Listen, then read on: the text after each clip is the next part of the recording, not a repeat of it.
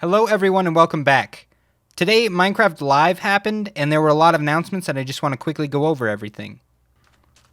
I'm going to be doing these announcements kind of in the order they were done during the show just because I have them written in my notes that way. The first thing they announced was that the Warden and the Deep Dark were going to be moved to the next update, which is 1.19, so those will not be releasing with the 1.18 release of Minecraft.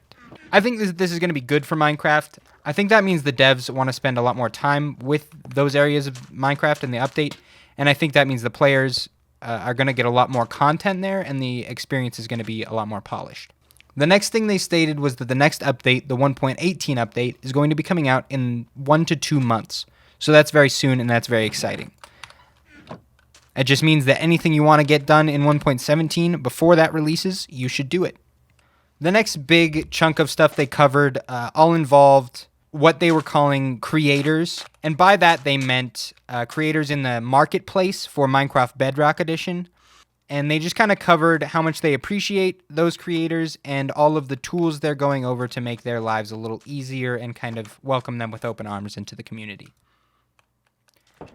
A lot of that looked really cool. That's just not really my area of Minecraft expertise or knowledge. So for any of you that are in that area, let me know what you think of those tools down in the comments. After that, they kind of went over Minecraft Dungeons and kind of just the state of play and the future of that game now that all the expansions are done. So they announced that Minecraft Dungeons will now kind of enter a season-based system. Something like Fortnite or Rocket League or Call of Duty or Destiny 2. That's all the rage in the gaming community right now. I think a lot of games are having success with that system, so why fix it if it ain't broken, I guess. And they are branding this as seasonal adventures. And there are a couple of things we got to cover with this. They will not delete the previous season when the next season following it comes out. So that means if you join during Season 2, you can still go back to Season 1 and complete all of the objectives and gain all the stuff offered from that season. They also stated that there is a paid track and a free track, so if you are not interested in paying money for seasons, you don't have to. They also said they're going to be adding a new challenge tower to the game. It seems like a tower that has 30 levels that you can fight your way through, but every week, kind of the content in that tower resets. I think this looks interesting. I don't play much Minecraft Dungeons. I played it when it came out, and I haven't touched it since. So if you're a Minecraft Dungeons player, let me know down in the comments if you're excited for these updates. And now we have to cover the big announcements from the show. First off, we have to talk about the next update, the 1.19 update, that they're branding as the Wild Update. Agnes stated that she kind of wants to break this update into two sides. One being the beauty of nature and exploration, and the second being challenges and adventures. Challenges and adventures side of things, that's going to be the Deep Dark and the Warden. At least that's all we know it's going to be for now. It could contain more going forward. And they showed a lot of content showing the Warden and the Deep Dark.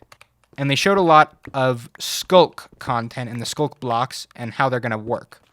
They showed a new, I'm not sure if it's a block or if it's a mob, but a sculk shrieker.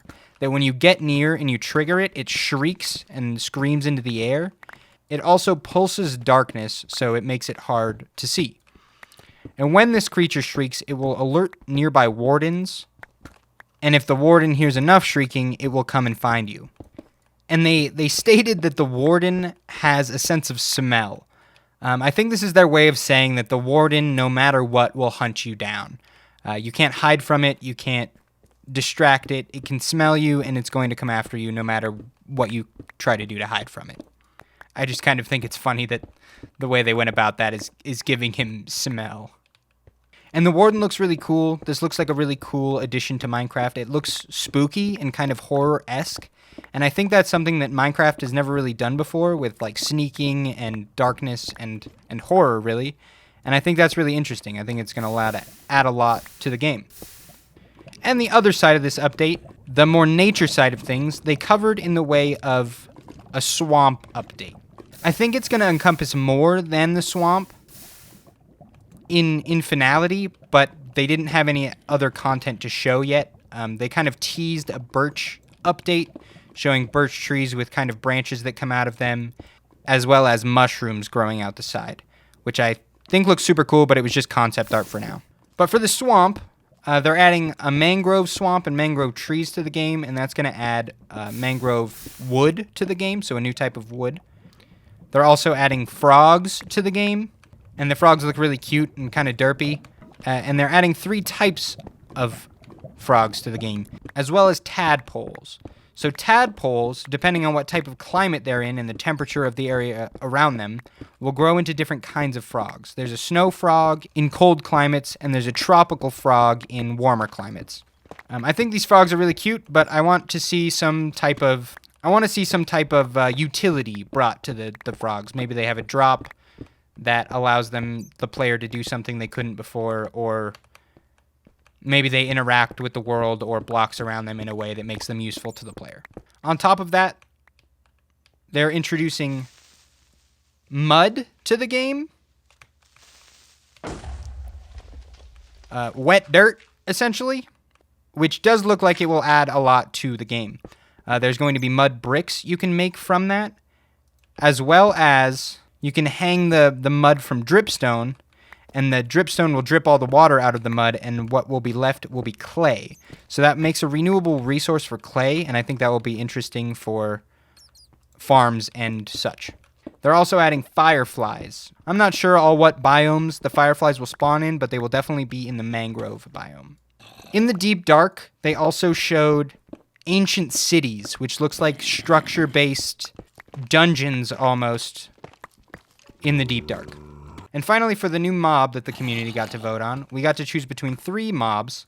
The Glare, a moss-looking mob that is afraid of the darkness. A copper golem, or golem, depending on how you say it. A mob that the character creates itself and interacts randomly with copper buttons.